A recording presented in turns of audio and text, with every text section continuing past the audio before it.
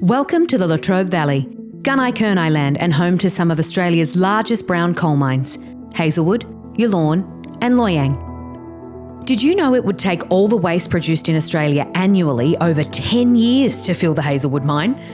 That's a lot of garbage trucks. As we decrease our use of coal and transition to renewable energy, you may wonder, what will happen to those great big brown coal mines?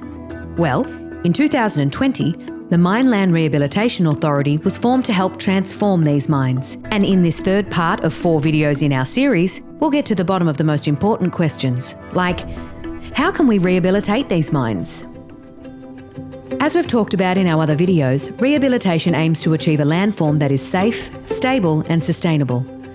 Achieving safe and stable during mining requires constant active maintenance, which requires a high level of physical work, and occasionally those measures have failed and resulted in fires or floods.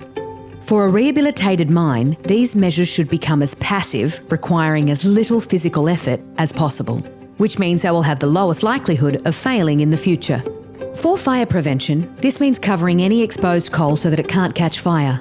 Generally, the mine walls, batters, are really steep, almost vertical, so the batters are cut back to a flatter angle and a clay, topsoil and grass cover is added. The grass prevents erosion of the cover when it rains. Deep-rooted plants like big trees can't be planted, as the roots might extend into the coal and become a fire conduit if there was a bushfire. One of these issues is finding enough good quality clay and topsoil to cover the exposed coal. If only a little bit is required, this can generally be found in the area adjacent to the mine. If a lot is required, this would need to be sourced from somewhere else. So, to minimise the amount of exposed coal, the mine can be backfilled with other material instead. This has other benefits, as it can also stabilise the mine, depending on how high the void is filled. Filling the voids completely will require up to 2,900 million cubic metres of material, or over 5 up to 6 Sydney harbours in size. We could try to minimise the amount of material required by only filling them up partially. This may mean we achieve weight balance to prevent floor heave, whereby the weight of material in the mine counteracts the pressures in the aquifers below the mine. However, this doesn't fully counteract potential horizontal pressures on the mine walls and movements that could result in cracking of roads or major block slides. People would still need to actively manage these sites to try to prevent these events from occurring, so while the mine is stable, it's not as stable as it could possibly be.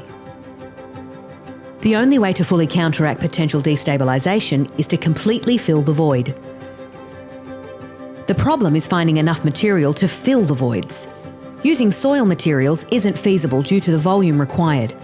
We would need to scrape off the top 200 metres of the nearby Borbor Plateau to fill the 3 mines fully. Even using half of that for a partial fill isn't feasible. Instead, we could fill them with water. Water can be pumped into the mines through pipes.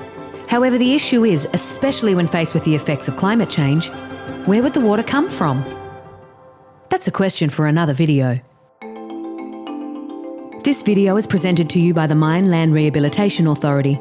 We believe an informed community is an empowered community, and that's why we've brought you this video series. If you'd like us to come and speak with your community group, or if you'd like to chat with us, visit mineland.vic.gov.au to join the conversation. The Mine Land Rehabilitation Authority acknowledges Aboriginal and Torres Strait Islander people as the traditional owners of the land and acknowledges and pays respect to elders, past, present and emerging. The Mine Land Rehabilitation Authority is an independent body who work with community, industry and government to oversee the rehabilitation of declared mine land to ensure safe, stable and sustainable post-mining landform transition in Victoria.